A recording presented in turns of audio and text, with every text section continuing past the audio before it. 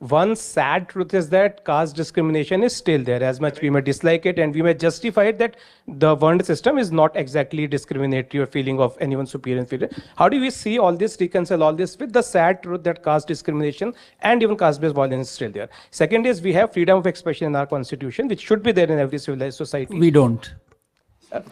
Yeah, I agree. But how do we reconcile that to the fact that in the name of freedom of expression, we say Lord Ram was a misogynist. In the name of freedom of expression, we say Swami Vivekanand was a Hindu supremacist. Right. In the name of freedom of expression, we say Kashmiri Hinduओं के साथ ऐसा कुछ हुआ ही नहीं था. And this is a hyper toxic nationalist movie which was made. How do we reconcile these things? So when you speak of caste discrimination, typically the conventional narrative is a one-way street. I'm saying open up the conversation. There is all sorts of discrimination going on at multiple levels by a lot of people. Talk about that. Because according to us, when the Supreme Court says even if there is one instance of discrimination, it must be treated as discrimination because individual rights is the star in the constellation of rights in the Constitution, is the Supreme Court's position in Sabarimala judgment. Okay. How many instances of reverse discrimination has the Supreme Court of the Indian state taken cognizance of? Everyone who speaks of caste discrimination, and even someone like me, I'll be very blunt about this. Have you ever seen me make an argument against Article 17 which abolishes untouchability? Never. Never. I have not even sought to bring in any justifications to say, no, this article needs to go. Have you seen me make an argument against Article 25(2)(b) which says that the entry of formally displaced classes into Hindu temples must be abolished? Did I say that? I've never made that statement. In fact, have you ever seen me make a single statement or argument against the existence of the SC/ST Atrocities Act?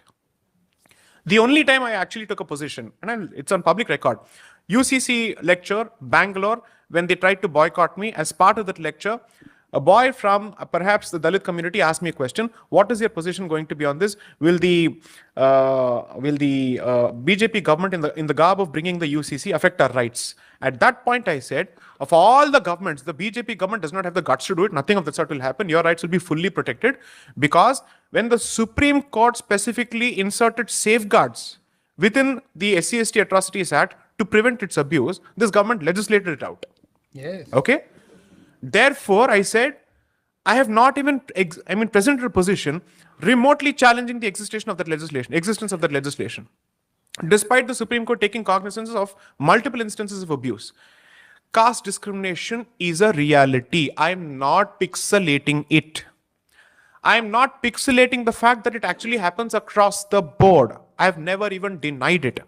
When I wrote the piece that even if the formulation of caste is a Western construct, so what? I actually have that email specifically saying, I told the Indian Express that you mistitled the whole damn thing because that my title was not caste as a Western construct. I said caste as a Western construct, so what? Does it change anything on the ground? That was the question that I was asking. So therefore I said, the problem starts with official fixation of the structure completely and branding it for life. That means once you enter a certain category, you're stuck with that for the rest of your life. When in fact, the movement and mobility of jatis has been different prior to its official fixation by the British man. That's where I was coming from. Now, let's assume for a moment you say, but still caste discrimination or Varna Jati discrimination existed before. Allow me to say this. Discrimination of all forms has always existed. The fact that you choose to focus your discriminatory lens exclusively on caste gives the distinct impression that all of the social structures are free of discrimination. So, gender discrimination exists. Yes or no? It happens now both ways thanks to 498. Right? Now, in such a situation, shall we destroy the concept of genders altogether? But the left is already doing what I've said. That's what they're saying. Right? Religions also discriminate against or between each other. For the most part. What do you want to do? Every identity will create the concept of them and us. Then you should have a fundamental problem with the concept of identity itself. Let's start by saying, therefore there is the concept of family also. Because in my family, your family. What are you expected to do? I would have expected the Indian state to hit the reset button on the manner in which Indian social structure has been represented by the colonial establishment in 1947 and change the whole damn thing by saying present facts. Don't pixelate anything, but don't magnify or exaggerate something. That is the position you should have taken. And that goes with the caveat. certainly have the Atrocities Act, certainly have the provision with respect to abolition of untouchability, certainly have the provision with respect to entry of formerly diminished classes into temples, have all of that. I will even go to the extent of saying so for whatever period. Reservation as a formula, if it is meant to actually address certain grievances, retain that but don't expand it beyond that. But what has happened over the years after the Mandal Commission? It has only seen the Mandalization of the Hindu community, not consolidation of the Hindu community. It hasn't. You can't speak of annihilation of caste on one hand and constantly speak of expansion of the pie of reservation on the other hand. And you can't say that reservation will be given exclusively on birth basis, but you have a problem with Varnashrama Dharma on the birth basis. These arguments don't fly. That means you will pick and choose a certain argument to feed out into a certain system, but you will retain everything else that you get by way of benefit tax with the very same system. That can't happen. That can't happen. That means you are therefore saying the existing status quo works fantastically for me because a certain piece of literature helps me constantly guilt trip you, and the benefits that come out of the guilt tripping will continue in the constitutional form. How fair is this? The very same set of people don't get to talk about caste annihilation because their entire electoral arithmetic starts and ends with jati. The day you stop it, you get to pontificate to others.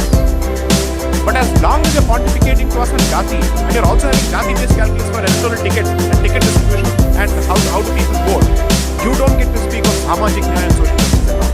You're the last person who should pontificate this because of the subject. I'm never going to say don't speak of discrimination. I've never said that. I will never say that.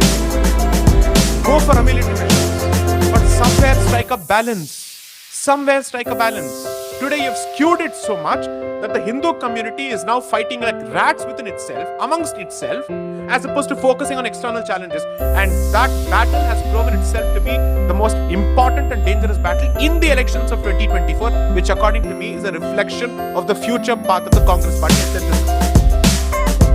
But they have realized that this is the weak link.